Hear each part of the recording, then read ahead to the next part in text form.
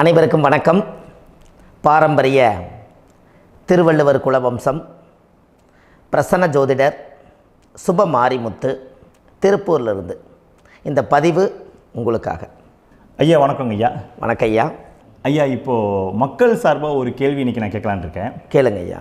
ஐயா அதாவது இந்த ஜாதகத்தில் முடக்கு இருக்கு, ஜாதகத்தையும் முடக்கிருச்சு, கண்டிப்பாக அதனால் வாழ்க்கையில் நிறைய பிரச்சனைகள் அப்படின்னு சொல்லி நிறைய பேர் கேட்குறாங்க. கண்டிப்பாங்க ஐயா. இந்த முடக்குங்கிறது என்னங்க ஐயா? அதற்கும் கர்மாவுக்கு ஏதாவது சம்மந்தம் இருக்காங்க ஐயா? ரொம்ப பற்றி சொன்னீங்கன்னா ரொம்ப உதவியாக இருக்குங்க. நல்ல கேள்விங்க ஐயா. இந்த கர்மாவே முதல்ல எங்கேருந்து வருது அப்படிங்கிறது தான் இப்போ நம்ம சொல்ல போகிறோம்.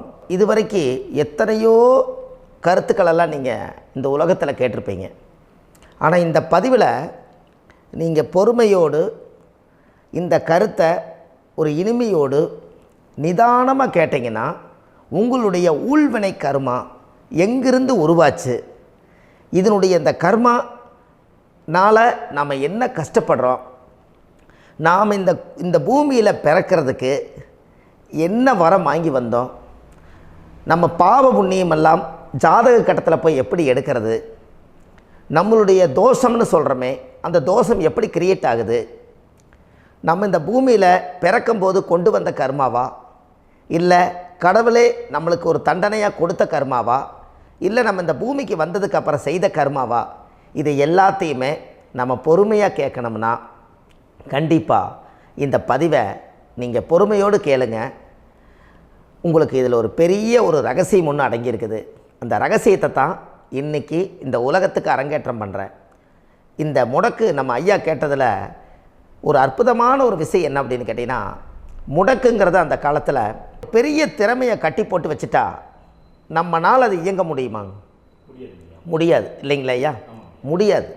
அப்போது அதே மாதிரி ஜாதக கட்டத்தில் நமக்கு வேண்டிய யோகத்தை கடவுளே நம்மளுக்கு நாம் செய்த பாவத்தினால அது முடக்கி வச்சிருச்சுன்னா அந்த பாவகத்தை அந்த ஜாதகர் அனுபவிக்க முடியுமா?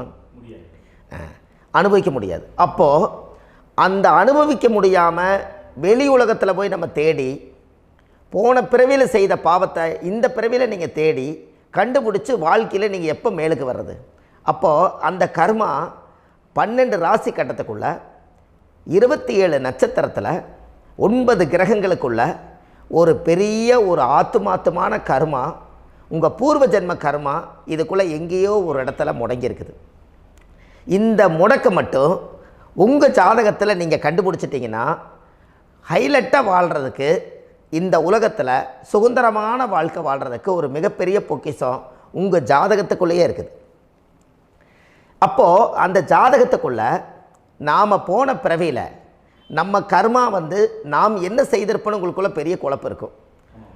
என்னங்க ஐயா, நீங்கள் என்ன கர்மா பண்ணிட்டு வந்தீங்க, நாம் போன பிறவியில் நம்ம யாரை ஒரு வதச்சோம், யாரை நம்ம மனசை புண்படுத்தினோம், நம்ம தாத்தாவுக்கு சோறு போட்டோமா, நம்ம பாட்டனுக்கு சோறு போட்டோமா, நம்ம முப்பாட்டனுக்கு சோறு போட்டோமா, நம்ம கொள்ளுப்பாட்டனுக்கு சோறு போட்டோமா, அப்போ நம்ம அப்பாவுக்கு நம்மளை பெற்றவருக்கு நம்ம சாப்பாடு கொடுத்தோமா, இவங்களுக்கெல்லாம் நம்ம சேவை பணிமடைகள் செஞ்சோமா, நம்மளுடைய உறவுகளுக்கெல்லாம் அரவணைச்சு போனோமா, நம்மளுடைய இந்த மாதிரி நாம் இரத்த சம்பந்த உறவுகளை இருந்து தான் இந்த உலகத்துக்கு நம்ம வெளியில் வந்திருப்போம்.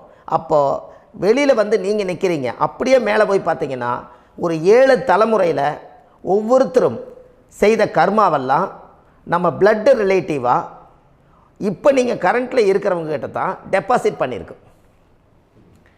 அப்போ இது தெரியாமல் நாம் ஜாதகத்துக்குள்ளே போய் தசாபுத்தி நல்லா தனுங்க இருக்குது, நான் ரொம்ப கஷ்டப்படுறேன், என் ஜாதகத்தில் போய் பார்த்தேன் எல்லா கிரகங்களும் நல்ல வலிமையாக இருக்குன்னு தான் சொன்னாங்க, ஆனால் இன்னும் என்னுடைய கடன் அடையலை, இன்னும் என்னோடய கர்ம தீர்ந்த மாதிரியே தெரியல, எனக்குள்ளே ஒரு தாட்டு என்னமோ நான் ஒரு பின்தங்கின வாழ்க்கையிலே வாழ்ந்துட்டுருக்கேன் அப்படின்னு நீங்கள் சொல்லும்போது, அப்போ இதையெல்லாம் தாண்டி ஒரு கர்மா உங்களுடைய ராசி கட்டத்துக்குள்ளே எங்கேயோ ஒரு பக்கத்தில் ரகசியமாக புதைஞ்சிருக்கு. அப்போது அந்த ரகசியமாக புதைஞ்சிக்கக்கூடிய அந்த முடக்கு தான் இன்றைக்கி இந்த உலகத்துக்குள்ளே நீங்கள் தெரிஞ்சுக்கக்கூடிய விஷயம். அப்போ அந்த முடக்குங்கிறது ஒன்று உண்மை. இந்த உலகத்துக்கு நம்மளை எல்லாத்துலேயும் நல்லா யோசிச்சு பாருங்கள். 12 ராசி கட்டம் இருக்குதுங்களா ஐயா? ஆமாங்க ஐயா. ஆனால் கிரகம் எத்தனை இருக்குதுங்க? 9 தான் இருக்குங்க ஐயா. ஆமாம், 12 ராசிக்கு 12 கட்டத்துக்கு 12 கிரகம் கொடுத்துருக்கலாமல்ல கடவுள். அப்போ ஏன் 3 கட்டத்தை மட்டும் எம்டி பண்ணி மீதி 9 கிரகத்தை வச்சுக்கிறாருன்னா, அப்போ நாம் செய்த 3 தலைமுறை கர்மாவுக்கு அது எந்த கட்டம் பிளாக் ஆகுதோ அந்த கட்டத்துக்குள்ளே ஏதோ ஒரு ரகசியம் இருக்கிறனால தானே எங்கேயோ ஒரு பக்கத்தில் நீங்கள் கண்டிப்பாக கர்மாவில் மாட்டுவீங்கிறது கடவுளே படைச்சு தானே இதை உருவாக்கியிருக்காரு. 12 ராசிக்கு 12 கட்டம் கொடுத்துருந்தா எங்கே நீங்கள் சுற்றி வந்தாலும் ஏதோ ஒரு வீட்டுக்குள்ளே போய் உட்காந்துக்கலாம். ஆனால் ஒரு வீடு சுத்தமாக இருக்குது, ஒரு வீட்டில் 4 கிரகம் இருக்குது, ஒரு வீட்டில் 3 கிரகம் இருக்குது, ஒரு வீட்டில் 5 கிரகம் இருக்குது, ஒரு 3 வீடு 4 வீடு காலியாக இருக்குது. அப்போ எங்கேயோ ஒரு ராசி கட்டத்துக்குள்ளேயே கடவுளுடைய கர்மா விளையாட்டு, அது ரகசிய விளையாட்டு தான். அப்போது இந்த இடத்துல தான் உங்கள் ஜாதகத்தில் முடக்கு இருக்குது. இந்த முடக்கை நீங்கள் எப்படியெல்லாம் அதை ஆராய்ச்சி பண்ணி கண்டுபிடிக்க முடியும் அப்படிங்கிற ஒரு விஷயத்தை தான் இன்றைக்கி நம்ம இந்த உலகத்துக்குள்ளே இதை நுழைக்க போகிறேன். இப்போ அப்பா செய்த பாவம்னு ஒன்று இருக்குமில்லங்க ஐயா, நம்ம அறியாத வயசில் தெரியாதில்ல, அப்பா செய்த பாவம்னு இருக்கும். அப்பாவுடைய சொத்து பிள்ளைக்குத்தானா, அப்பாவுடைய பாவம் பிள்ளைக்குத்தானே, என்னங்க ஐயா? சரி, அப்போ தாத்தா இருக்கிறாரு, தாத்தாவுடைய கர்மா உயிர் எங்கே எழுதி வைக்கிறாருங்க? அப்போது மகனை விட்டுறாரு. அப்போ தாத்தா மாதிரியே முகம் இருக்குது, தாத்தா மாதிரியே அவருடைய நடை உடை பாவனை இருக்குது, அவர் தாத்தாவுடைய ஜீனு தான் அப்படின்னு இவர் சொல்லும்போது, அப்போ தாத்தாவுடைய சொத்து பேரனுக்கு சொந்தம்னா தாத்தாவுடைய பாவம் எங்கே போகுங்க? Very good. அப்போ அப்போது இந்த கர்மா எப்படி டிரான்ஸ்ஃபர் ஆகுதுன்னு உங்களுக்கு தெரியுதா? அப்போ நீங்கள் போன பிறவியில் அந்த தாத்தாவுடைய பேரனை நீங்கள் பிறக்கிறதுக்கு கர்மம் உங்களை செயல்பட வச்சுருக்குது. அதனால் நீங்கள் தாத்தாங்கிறீங்க. அதனால் அந்த கௌரவமாக எங்கள் தாத்தா சம்பாரித்த சொத்து நான் தான் அனுபவிக்கணுங்கிற விதியை நீங்கள் உருவாக்கிறீங்க. அப்போது இந்த ஜாதகத்தில் அந்த ஊழ்வினை தோஷந்தான் ஏதோ ஒரு வழியில் உங்களை கர்மாவை செயல்படுத்துது. அதனால தான் இந்த ஜாதகத்தில் எந்த ஒரு முடக்கை எடுக்கிறதா இருந்தாலும் சூரியன் என்ற நட்சத்திரம் எதுவோ அந்த நட்சத்திரத்துக்கு எந்த வீடு முடக்காகுதோ அங்கே தான் உங்களுடைய கர்மா ஒளிஞ்சிருக்கும். இதுதான் உங்களுடைய பெரிய ஒரு பொக்கிஷமான ரகசியம். சரிங்க ஐயா, இப்போ இதில் நவகிரகங்கள் 9 இருக்கும்போது ஏன் சூரியனை மட்டும் நம்ம இதில் எடுத்துக்கணும்னு நீங்கள் சொல்கிறீங்க? நல்ல கேள்விங்க ஐயா. நீங்கள் கேட்டீங்க பார்த்தீங்களா, 9 நவகிரகம் இருக்கும்போது சூரியனை மட்டும், அந்த சூரியன் என்ற நட்சத்திரம் பிறக்கும்போது அந்த வீடு மட்டும் முடக்காகுன்னு நீங்கள் கேட்டீங்க இல்லையா? இதுதான் அற்புதமான கேள்வி. ஏன் அப்படின்னு கேட்டிங்கன்னா, சூரியன் அப்பாவோட உயிர் கரு போய் அம்மாவுடைய பனிக்கூடத்தில் கர்ப்பத்தில் வச்சு 10 மாதம் 300 நாள் சுமந்து நீங்கள் இந்த பூமிக்கு வெளியில் வரும்போது நீங்கள் என்ன பாவத்தை இவங்க விதைச்சாங்களோ அந்த கர்மாவை வாங்கிட்டு தான் நீங்கள் வெளியில் பிரசவமாகறீங்க. இதுதானே? அப்போ சூரியன் என்ற நட்சத்திரம், அந்த சூரியனுங்கிறது உயிர் கருவல்லவா, அப்பாவுடைய உயிரணுக்கள் அம்மாவுடைய கருவிக்குள்ளே போய் நாம் குழந்தை வடிவத்தில் இருந்து 300 நாள் பாவ உன்னித்த பதிவில் ஏட்டு எழுதி ஒரு ஜாதகத்தை கையில் கொடுத்து பிறந்த உடனே உங்களுக்கு ஒரு ஏட்டை பெரட்டி நீ இப்படித்தான் விதி, இனிமேல் இப்படித்தான் நீ வாழணும்னு சொல்லி உங்கள் கர்மாவை நீங்கள் கர்மாவோடு தானே வெளியில் பிறக்கிறீங்க. அப்போ சூரியன் என்ற நட்சத்திரம் தானே இந்த உலகத்துக்கு ஒரு பெரிய ஒரு மகத்துவம். இப்போ பாருங்கள், விடிய வரைக்கும் நம்ம முழிச்சிட்ருக்குறோம், காலையில் சூரிய உதயமானால் அவங்கவுங்க செயல்படுறோம். மீதி எல்லா கிரகங்களுக்குமே வெளிச்சத்தை கொடுக்கக்கூடிய சக்தி சூரியனுடைய பிம்ப ஒளிக்குத்தானே உண்டு, என்னங்க ஐயா? அதனால தான் மேசத்து உச்ச வீடுன்னு சொல்லி மேசத்தை உச்சம்னு சொல்லி சூரிய உச்சத்தை அங்கே தான் வச்சாங்க. அப்போது அந்த காலச்சக்கரத்துக்கு 5ஆம் இடம் பூர்வ புண்ணியஸ்தானத்தில் போய் சிம்மத்தில் கொண்டு போய் சூரியனை ஆட்சி வீடுன்னு வச்சாங்க. அப்போது சூரியனில் இருந்து தான் அந்த மையப்புள்ளி உருவாகுது. அப்போ உங்களுடைய ஜாதகத்தில் அந்த சூரியனாகப்பட்டவர் பிறக்கும்போது நீங்கள் உங்கள் ஜாதகத்தை நீங்கள் எடுத்துக்கங்க ஐயா. நீங்கள் இன்றைக்கே போய் கதவை திறந்து உங்கள் பெட்டியை திறந்து பீர்வாவுக்குள்ளே உங்களுடைய ஜாதகம் இருக்குது, அந்த ஜாதகத்தை எடுத்து ஜோதிடர்கிட்டையே நீங்கள் சந்தேகம் கேட்குறக்கு முன்பு நீங்களே உங்களுடைய கர்ம பற்றி தெரிஞ்சுக்கிறதுக்கு இந்த பதிவில் உங்களுக்கு ஒரு ரகசியத்தை சொல்லித்தரேன். உங்கள் ஜாதகத்தில் இப்போ இது வரைக்கும் ராசி கட்டத்தை நீங்கள் பார்த்துருப்பீங்க, ஆனால் பாதசாரம்னு ஒன்று இருக்கும் இல்லைங்களா? ராசிக்கு பாதசாரம்னு ஒன்று இருக்கும். சூரியன் என்ன நட்சத்திரத்தில் இருக்குது, சந்திரன் என்ன நட்சத்திரத்தில் இருக்குது, செவ்வாய் என்ன நட்சத்திரத்தில் இருக்குது, புதன் என்ன நட்சத்திர காலில் நிற்குது, இதெல்லாமே அந்த சாரம் இல்லாத ஜோதிடம் சோரம் போய்விடும். அதனால் அந்த சாரத்தில் நிற்கிது பார்த்தீங்களா கிரகம், அதில் இப்போ நீங்கள் உங்களுடைய ராசி கட்டத்தை ஓப்பன் பண்ணுங்கள். இதில் ராசி கட்டத்தில் சூரியன் என்ற நட்சத்திரம்னு ஒன்று இருக்கும் இல்லைங்களா? அது எதுவாக வேணாலும் இருந்துட்டு போட்டோம். அந்த நட்சத்திரம் தான் நீங்கள் பிறக்கும்போது தாயுடைய கருவறைக்குள்ள கரு உருவான நட்சத்திரமே அதுதான். புரிஞ்சுங்களா ஐயா? பிறக்கும்போது நீங்கள் அந்த கருவுடைய நட்சத்திரம் அப்பா வந்து கருவை உருவாக்கி கர்மாவை விதைச்சது அந்த சூரியன் என்ற நட்சத்திரம் தான். அந்த வீட்டுக்கு தான் இந்த ராசி கட்டத்தில் உங்களுக்கு முடக்கு உருவாகுது. புரிஞ்சுங்களா ஐயா? அப்போது ஒரு ஜாதகத்தில் சூரியன் என்ற நட்சத்திரம் எதுவோ அதுதான் உங்களுடைய கர்மா நட்சத்திரம். இப்போ நம்ம பிறக்காதுக்கு முன்னாடி அப்பா கட்டத்தில் அந்த கர்மா டெபாசிட் ஆகிருக்கும். அதை ட்ரான்ஸ்ஃபர் எப்படி பண்ணுறாரு? அவருக்கு ஒரு கல்யாணம் வச்சு அவர் குடும்ப வாழ்க்கையில் வாழ்ந்து நம்மளோட உயிர் கருவை கொண்டு போய் ஊராம் பொண்ணை கல்யாணம் பண்ணி பொண்டாட்டின்னு எடுத்துக்கொண்டு அந்த பொண்டாட்டிங்கிற உரிமையாகி இவருடைய உயிர் கரு உருவாகி வாரிசுகள் வெளியில் வருது. அதானங்க ஐயா?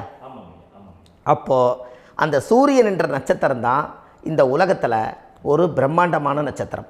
இந்த நட்சத்திரம் உங்கள் மனசுக்குள்ளே ஏதாவது இருந்துச்சுன்னா உங்கள் வீட்டில் ஏதாவது ஒரு நல்ல விஷயங்கள் நீங்கள் பண்ணுறதா இருந்தால் அந்த கர்மா நட்சத்திரம் சூரியனுடைய நட்சத்திரம் இருக்குது பார்த்தீங்களா, அந்த நட்சத்திரத்தில் எந்த ஒரு சேவைகளும் செய்யக்கூடாது.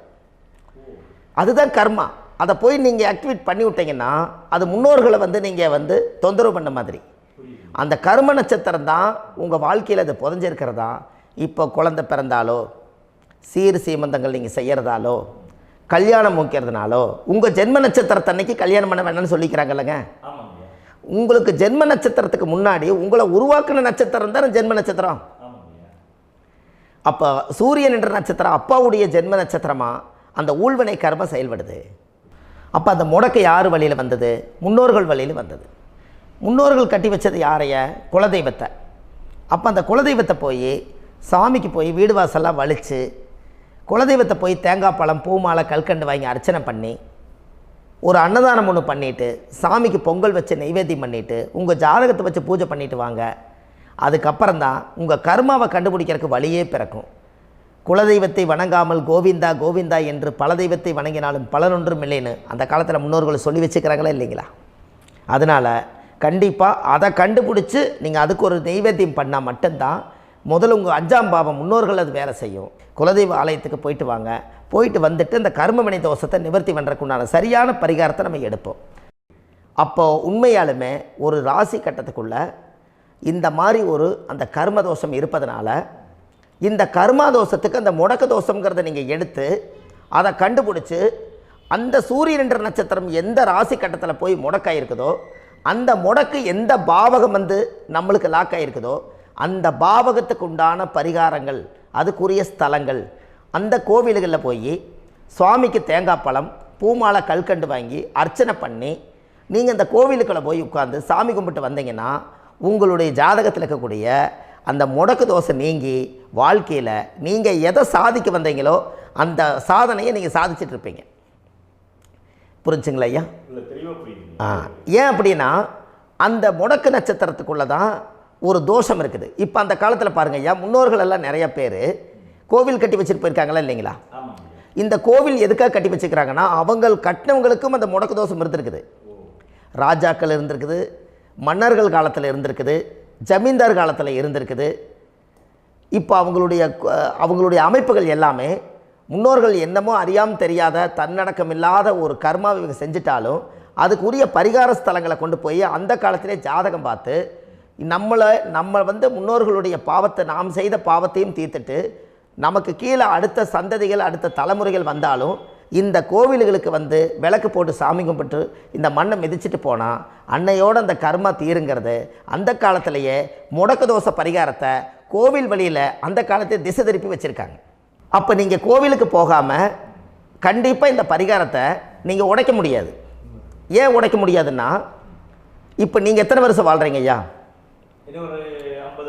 120 வருஷமே வச்சுக்கோங்க. சூரியன் திசை 6 வருஷம், சந்திரன் திசை 10 வருஷம், செவ்வாய் திசை 7 வருஷம், ராகு திசை 18 வருஷம், குரு திசை 16 வருஷம், சனி திசை 19 வருஷம், புதன் திசை 17 வருஷம், கேது திசை 7 வருஷம், சுக்கிரன் திசை 20 வருஷம். இப்போ நான் சொன்ன டோட்டலெல்லாம் கூட்டிங்கன்னா 120 வருஷம் வரும். இது ஒரு மனிதர் பிறந்து பூரண ஆயுளோடு வாழ்ந்தால் இந்த 120 வருஷம் வாழ்ந்தால் அவர் இந்த பூலோக பதவி விட்டு சிவலோக பதவி போயிடுவார். அதுக்கு பேர் தான் பூரண ஆயுள் என்று பொருள். அப்போ இந்த பூரண ஆயுளை வாழ்ந்தவருக்கு 120 வருஷம். கோயில் எத்தனை வருஷம் வாழுதுங்க ஐயா? கோயில் பழங்காலத்து கோயிலெல்லாம் எத்தனை வருஷம் வாழுதுங்க? 12 வருஷத்துக்கு கும்பாபிஷேகம். அது ஓகே, அது பரவாயில்ல. 12 வருஷத்துக்கு ஒருக்கா பழசை புதுப்பிச்சு கும்பாபிஷேகம் பண்ணி மறுபடியும் அதுக்கு பவர் ஊட்டி சக்தி ஊட்டி அதுக்கு உருவேற்றுறாங்க.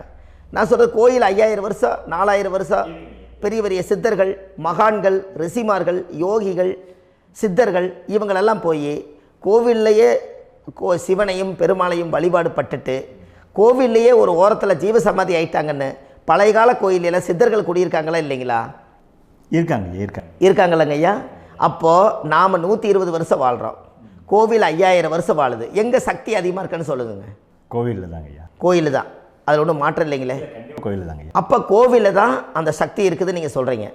அப்போ உங்களுடைய கர்மாவை உடைக்கிறதுக்கு 120 வருஷம் பெருசா 5000 வருஷம் பெருசான்னு சொல்லுங்கள்? 5000 தாங்க. அப்போ 5000 வருஷம் உள்ள அலைகள் எத்தனை அந்த சிவனுக்கு இப்போ சிவன் கோயிலே உங்களுக்கு முடக்கு தோஷத்துக்கு ஒரு கோயில் வருதுன்னு வச்சுக்கோங்க.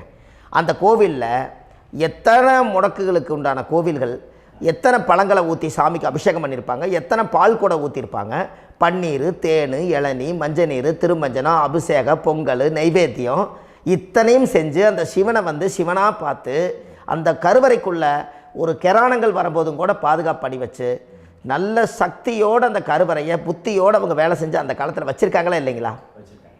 அப்போது நம்ம வீட்டை அவ்வளோ சுத்தமாக வச்சுருக்க முடியுமா? என்னதான் வாஸ்து இருந்தாலும் முடியாது இல்லைங்களா?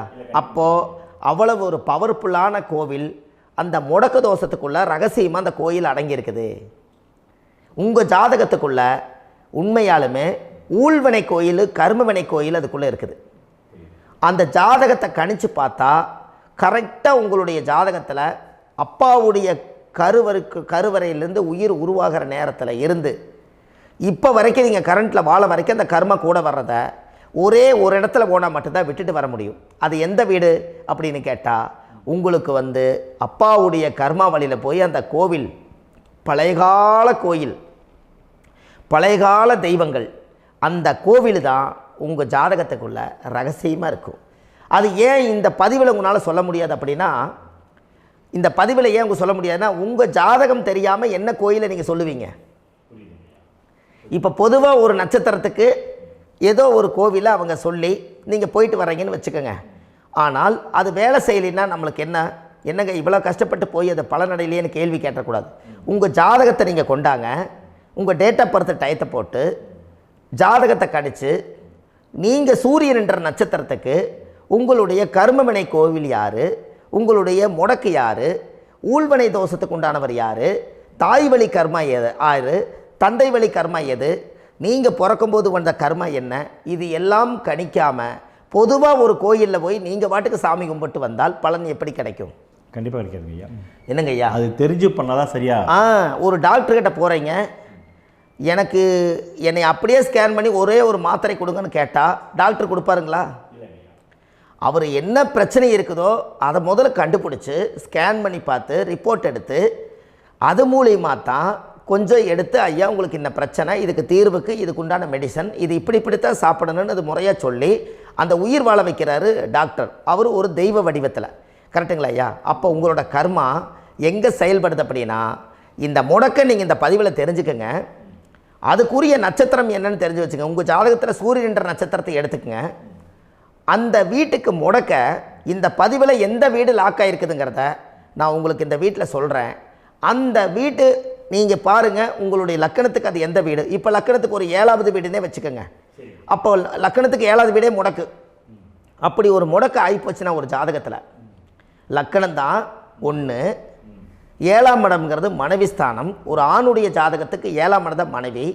அவருக்கு நல்ல மனைவி அமையாமல் ஆடம்பரம் இருந்தும் வீடு அரண்மனை மாதிரி இருந்தும் அந்த மனைவியை ஒரு சந்தோஷமாக அவர் அனுபவிக்க முடியாது. புரிஞ்சுங்களா ஐயா? சந்தோஷமாக அனுபவிக்க முடியாது. ஏன் அப்படி? 7ஆம் இடத்துல தான் அவரோட கர்மா உட்கார்ந்துருக்குது. கரெக்டாக சொன்னீங்க. 7ஆம் இடத்துல தான் அந்த கர்மா உட்கார்ந்துருக்குது. அப்போ அந்த 7ஆம் இடத்துல இருக்கக்கூடிய அந்த கர்மா போன பிறவியில் நீ மனைவிக்கு சோறு போடாமல் மனைவியை கட்டி வச்சு அடிக்கிறதும், மனைவியை துன்புறுத்துறதும், அந்த மனைவி இருக்கவே இன்னொரு வாழ்க்கைக்குள்ளே போகிறதும், இங்கே வாழ வேண்டிய தாம்பத்திய சந்தோஷத்தை கொண்டு போய் இன்னொரு இடத்துல கொடுக்கறதும், தெரிஞ்சிருந்தே நம்மளுடைய மனசுக்குள்ளே திருடுத்தனமாக வாழ்கிறதும், இது எல்லா கர்மாவும் போன பிறவியில் நாம் செய்த ஊழ்வினை கர்மா தான் உங்கள் ஜாதகத்தில் 7ஆம் இடம் முடக்கு. அப்போ அந்த 7ஆம் இடம் முடக்கா இருந்துச்சுன்னா கண்டிப்பாக உங்கள் ஜாதகத்தில் நீங்கள் என்ன அனுபவிச்சிட முடியும்? நல்ல நண்பர்கள் கிடைக்க மாட்டாங்க, நல்ல ஒரு பார்ட்னர்ஷிப் அமையாது, நல்ல ஒரு நட்பு வட்டங்களில் எதையும் அனுபவிக்க விடாது, ஒரு அங்கீகாரமான உறவுகளில் போய் நம்ம ஸ்ட்ராங்காக நிற்க முடியாது. 7ஆம் இடம் என்பது தாம்பத்திய வாழ்க்கை, பூர்த்தி இல்லாத வாழ்க்கையாக இருக்கும். இப்படியெல்லாம் அந்த ஜாதகத்தில் ஒரு பொதுவாக ஒரு ஜாதகத்தில் 7ஆம் பாவம் முடக்காயிட்டால் இந்த கர்மாவை அவர் அனுபவிச்சுக்கிட்டே இருப்பார். இது எப்போத்தான் அதுக்கு ஒரு தீர்வு வேணுங்கய்யா? அந்த கோயில் எதுன்னு நீங்கள் கரெக்டாக சொன்னீங்க. இப்போ இது மனிதனால் செயல்படுது. மனிதர்கள் தான் கோயிலை கட்டி வச்சாங்க. தெய்வத்தை விட ஒரு காலத்தில் மனிதர்களுக்கு மகிமை ஜாஸ்தி. ஏன்னா சாதாரண ஒரு மண் பூமியாக இருந்த இடத்த மனிதர்கள் தான் கோயில் கட்டி ஒரு மகிமைப்படுத்தி புண்ணியம் பண்ணி வச்சாங்க. மனிதர்களுக்கு சக்தி அதிகம்தான், ஆனால் பிரபஞ்சத்துக்கு அதை விட சக்தி அதிகம் அல்லவா? ஐயா, நீங்கள் கோவிலுக்கு போய் அந்த கர்மா உடைக்கிறதுக்கு கோவிலில் சக்தி இருக்குது, ரைட்டு. ஆனால் நம்ம வீட்டுக்கும் கோயிலுக்கும் ஒரு மிகப்பெரிய தொடர்பு என்னென்னா, அந்த கோயில் கட்டுறவங்க எல்லாமே பழைய காலத்து கோயிலெல்லாம் பாருங்கள், பஞ்சபூதத்தை வச்சு கட்டியிருப்பாங்க. பஞ்சபூதத்தை வச்சு தான் கட்டுவாங்க கோயில். அது உங்களுக்கு தெரியணும் இல்லைங்களா? பஞ்சபூதம்னா நீர், நெருப்பு, காற்று, பூமி, ஆகாயம். இந்த பஞ்சபூதத்தினுடைய சக்திகள் எல்லாம் ஒரே நேர்கோட்டுக்கு என்னைக்கு வருதோ அன்னைக்கு தான் அந்த கோவிலுடைய பாலக்கால் போட்டு 1000-2000 வருஷம் நிலச்சி நிற்கிறது. காரணம், இந்த பிரபஞ்சத்தில் பஞ்சபூதம் எப்படி நிலச்சி நிற்குதோ அதுபோல் 5000 வருஷம் நிற்கிறதுக்கு அந்த பஞ்சபூத சக்தி வச்சு தான் சாமி சிலையை பிரதிஷ்டை பண்ணி வச்சுருப்பாங்க. அதனால தான் இந்த கோயில்கள் எல்லாம் 5000 வருஷமாயும் எத்தனையோ கிராணங்களை எல்லாம் தப்பிச்சிருக்கிறதுக்கு காரணம். அப்பேற்பட்ட புண்ணிய ஸ்தலம் உங்களுக்கு எதுன்னு தெரியணும் அல்லவா? என்னங்க ஐயா? அப்பேற்பட்ட புண்ணிய ஸ்தலம் உங்களுக்கு எதுன்னு தெரிஞ்சால் தானே நீங்கள் போய் செய்ய முடியும், இல்லாட்டி கண்டிப்பாக தெரியாது. அப்போ இந்த முடக்கு தோஷத்தை கடவுள்கிட்ட கொண்டு போய் ஒப்படைக்கணும். நாம் பிறக்கும் போது கொண்டு வந்த கர்மாவை நாம் இருக்கும் காலத்தில் கொண்டு போய் இந்த கர்மாவை சுத்தப்படுத்தி, நீங்கள் பாவ ஆத்மாவை இந்த பூமியில் பிறந்து பூலோகத்தில் எல்லா புண்ணியத்தையும் செஞ்சுட்டு இந்த பூலோகத்தை விட்டு நீங்கள் போகும்போது புனித ஆத்மாவாக போகணுன்னா உங்கள் கர்மாவை கொண்டுட்டு போகாதீங்க, கர்மாவை நிவர்த்தி செய்யுங்க. என்னங்க ஐயா? அப்போ கர்மாவை சுத்தப்படுத்துங்க. கர்மாவை சுத்தப்படுத்திட்டு உங்களுக்கு பிறக்கிற குழந்தைகளுக்கு அந்த கர்மாவை டிரான்ஸ்ஃபர் பண்ணாமல் உங்களோட நில் பண்ணுங்க. ஒரு உதாரணம் சொல்லட்டுங்களா ஐயா? ஒரு காந்தம் ஒன்று இருக்குது இல்லைங்களா? ஒரு காந்தம்ங்கிறது ஒரு தாத்தாவாக வச்சுக்கோங்க. ஒரு இரும்பை கொண்டு போய் வச்சா ஒட்டு மோட்டாதா? அப்போ ஒட்டுனோடனே காந்தம்ங்கிறது தாத்தா, அவருக்கு பிறந்த வாரிசுக்கு அந்த கர்ம டிரான்ஸ்ஃபர் ஆயிருமா? சரி, இன்னொரு இரும்பை கொண்டு போய் வைங்க, ஒட்டு மோட்டாதா? அப்போ அது பேரனுக்கு வைங்க, பேரனுக்கு வந்துருச்சு அந்த கர்மா. இன்னொரு இரும்பை கொண்டு போய் வைங்க, அந்த காந்தத்துக்கு நேர் இன்னொன்று வைங்க, ஒட்டு மோட்டாதா? அப்போ அதை கொண்டு போய் நம்ம கொள்ளு பேரனுக்கு வைங்க. இப்படியே டிரான்ஸ்ஃபர் ஆகி தலைமுறையாக இந்த கர்மா தொடர்ந்துக்கிட்டே இருக்குது. இந்த இடத்துல கொண்டு போய் காந்தத்துக்கு இரும்பு ஒட்டிகிட்டே இருக்குதுல்ல, இந்த இடத்துல ஒரு மரக்கட்டை செஞ்சு கொண்டு போய் கரெக்டாக வச்சுக்கினே போட்டுமா? அந்த மரக்கட்டையை கொண்டு போய் வைக்கிறவர் யார்? மரக்கட்டை வச்சுட்டு அடுத்த வாரிசு புனிதமாக பிறந்துட்டு அந்த மேலே இருக்கிற கர்மாலாம் இந்த அடுத்த இதுக்கு வராதில்ல. இதுதாங்க ஐயா கர்மா. தொடர்ந்து வரக்கூடிய கர்மாவை அதை நில் பண்ணணுங்கிறதுக்கு பேர் தான் இந்த உதாரணத்தை சொன்னவங்களுக்கு. அப்போ நாம் இந்த பூலோகத்தில் நம்ம ஒரு தாயுடைய கருவறையில் இருந்து தொப்புள் கொடி அறுக்கும் நேரம் நாம் என்ன கர்மாவை வாங்கி வந்திருந்தாலும் அதையெல்லாம் ஆராய்ச்சி செய்து ஜாதகத்தில் முழுமையாக கண்டுபிடிச்சி ஒரு காலம் இல்லைனாலும் ஒரு காலம் நம்ம நல்லா இருக்கிறதுக்காக, நம்ம வாரிசுகள் எல்லாம் நலமடைஞ்சு வளமடைஞ்சு வர்றதுக்காக இந்த கர்மா தோஷத்தை கரெக்டாக கண்டுபிடிச்சி சரியான கோவிலுக்கு போய் நீங்கள் கர்மாவை நிவர்த்தி பண்ணி அங்கே பூஜை புனஸ்தானங்கள், சகசரநாம பூஜைகள், ஓமங்கள், வழிபாடுகள் இதெல்லாம் நீங்கள் செஞ்சு உங்களுடைய பாவத்தை எல்லாம் கழித்து உங்கள் ஜாதகத்தவே யோகமாக மாற்ற முடியும். கண்டிப்பாக மாற்ற முடியும். ஏன்னா நம்ம யாரை நம்பி செய்கிறோம்? சரியான கடவுள்கிட்ட வழிகாமிக்க போகிறோம். அப்போ கடவுள் பொய்யாயிருவாரா? ஐயா நம்ம அதாவது அந்த காலத்தை சொல்லுவாங்க, சத்தியுள்ள சாமி கும்பிட்டு புத்தி உள்ள உள்ளே பெக்கணும்னு சொன்னாங்க. 16 வதபதன்னு பெக்கலை, எல்லாம் அறிவோடு பெற்றாங்க. அதனால் எல்லாமே தாய் தந்தைகள் பேச்சை கேட்டாங்க. அன்றைக்கி எல்லாருமே தாய் தந்தைகளுக்கு தூணாக நின்னாங்க.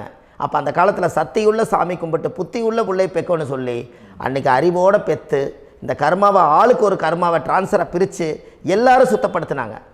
இன்றைக்கி நம்ம ஒரு குழந்தை 2 குழந்தை பெற்று வச்சுருக்கோம். அவங்களுக்கே இவ்வளவு கர்மா வந்துருச்சுன்னா இந்த குழந்தைகளுக்கு என்னைக்கு இந்த கர்மாவை போய் கண்டுபிடிச்சி நீங்கள் எப்போ சரி பண்ணுவீங்கன்னு. அப்போ இந்த வாழ்க்கையில் ஏதோ ஒரு பிரபஞ்ச சக்தி நம்மளை அறியாமல் என்னமோ ஒரு இயக்கத்தில் கொண்டு போய் விட்டுருச்சுங்களா? அப்போ இனிமேலாவது இந்த கர்மாவில் இருந்து கண்டிப்பாக நம்ம நிவர்த்தி ஆகணும்னு சொன்னால் இந்த முடக்கு தோஷத்தை யாரெல்லாம் கண்டுபிடிச்சி இந்த ஊழ்வினை கர்மாவில் இருந்து நாம் கருவறையில் சுமக்கும் போது 10 மாதம் நீங்களாம் என்னென்ன நினச்சிருப்பீங்க? அதாவது கருவறைக்குள்ள கருப்பாக ஒரு பிண்டம் இடப்பக்கம் கிடக்கையில் இந்த பூமிக்கு வரும்போது நீங்கள் என்னென்ன நினச்சிருப்பீங்க? இந்த பிறந்ததுக்கு அப்புறம் வந்து தான் அம்மா தெரியுது, அப்பா தெரியுது, தாத்தா தெரியுது, பாட்டி தெரியுது, இந்த உலகத்தில் கண்கொள்ளாத காட்சிகள் எல்லாம் தெரியுது, எல்லாம் தெரியுது. ஆனால் 10 மாதம் உங்கள் வாழ்க்கையில் நீங்கள் இருக்கும்போது நீங்கள் என்னென்னலாம் நினச்சி இந்த பதிவில் இறைவன் கொடுத்தாரோ அதையெல்லாம் அனுபவிக்கத்தான் வந்தீங்க. அதுக்கு இடையில இருக்கிறதான கர்மா. இந்த ஒரு விஷயம் உங்களுக்கு கிடச்சிருச்சுன்னா நீங்கள் எல்லாருமே ராஜயோகமாக பிழைப்பீங்கள்ல. இதில் ஏழை பணக்கார யாரையுமே சொல்ல வரல. அவங்க பிறக்கும்போது புண்ணியத்தை பொறுத்து தான் போன ஜென்மத்தில் நம்ம என்ன புண்ணியங்கள் பண்ணி வச்சோமோ அந்த புண்ணியத்தில் இன்றைக்கி நல்லா வாழ்கிறாங்க. ஒருத்தர் கேட்டார், என் ஜாதகத்தில்ங்க எங்கூட படித்தவர் இடம் வாங்கிட்டார், வீடு வாசல் கட்டிட்டார், தொழில் பண்ணிட்டார், நல்லா இருக்கார், ஆனால் நான் இன்னும் அப்படியே தான் இருக்கிறேங்கன்னு ஒருத்தர் கேட்டார். அதுக்கு ஒரு கருத்து என்னென்னா, டேட் ஆஃப் பர்த் ஒன்று தான், டைம் ஒன்று தானே வச்சுக்கோங்க. அவங்க அப்பா செஞ்ச புண்ணியம் வேறு, நீங்கள் செஞ்ச பாவங்கள் வேறு. அவர் செஞ்ச புண்ணியத்தினால அவருக்கு எல்லாமே முன்னாடி கிடைக்கிது.